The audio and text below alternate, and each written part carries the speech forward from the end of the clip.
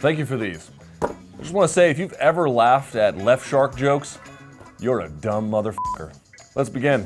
First up, Tom Brady winning another Super Bowl. The question now about Tom Brady, what is his legacy? I think the arithmetic is very simple. He's won 4 Super Bowls. 3 of the times he's earned MVP. He's impregnated 2 models, one of which was a supermodel. That man is a champion.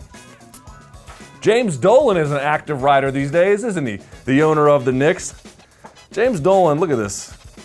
Ugly, ugly gentleman. He is a poster child for a 100% inheritance tax, isn't he? He received a letter from a fan criticizing him for his running of the team. Dolan wrote back, tells him to go F himself, basically, and go root for the Nets. Now, everyone was against Dolan, not me. I think the letter is a stroke of genius. People always say to me, Luke, the customer is always right. Haven't you heard that? Yeah, I've heard it. It's just totally wrong. And if you have ever worked retail, I know you were on your feet ready to testify in church about that fact. I used to work at Chick-fil-A in high school, and they had letter combos, not number combos. And what did every yokel from Kennesaw, Georgia want? Hey man, let me get one of them number A's. Maybe I can throw in a letter 3 and we can do algebra together, you Darwin Award nominee. Tiger Woods. Tiger Woods had a rough 2014, and he's now having a rough 2015. Now here's Tiger. Boy, he looks just like an old man, doesn't he? Chin's starting to sag. His back is hurting. 2014 was the worst year of his career. You know how much money he made in 2014? $55 million for career worst performances. It's over for him. He's all out of fucks to give. Actually, I have to say, given the fact that he is allegedly not a fan of condoms, I think the fact that only his back hurts is kind of amazing. Anderson Silva, he's in the news. First time he has ever randomly tested out of competition. What happens?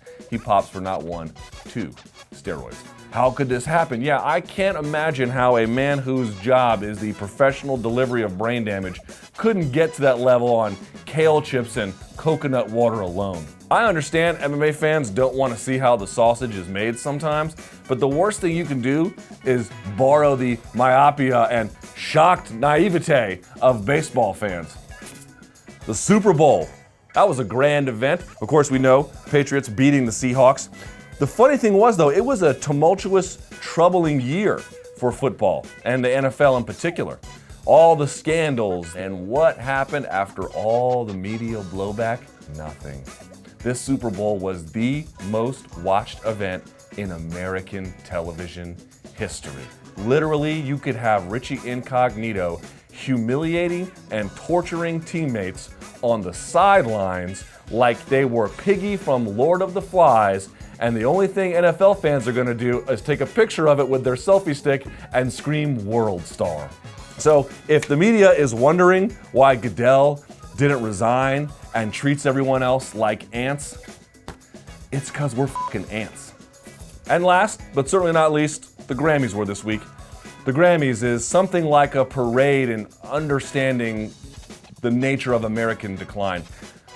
Listen, everyone gets romantic about music in my day, and I'm not saying that Limp Bizkit is in any way the best that my generation ever had to offer, but at least there was some fucking edge, man. What is happening today?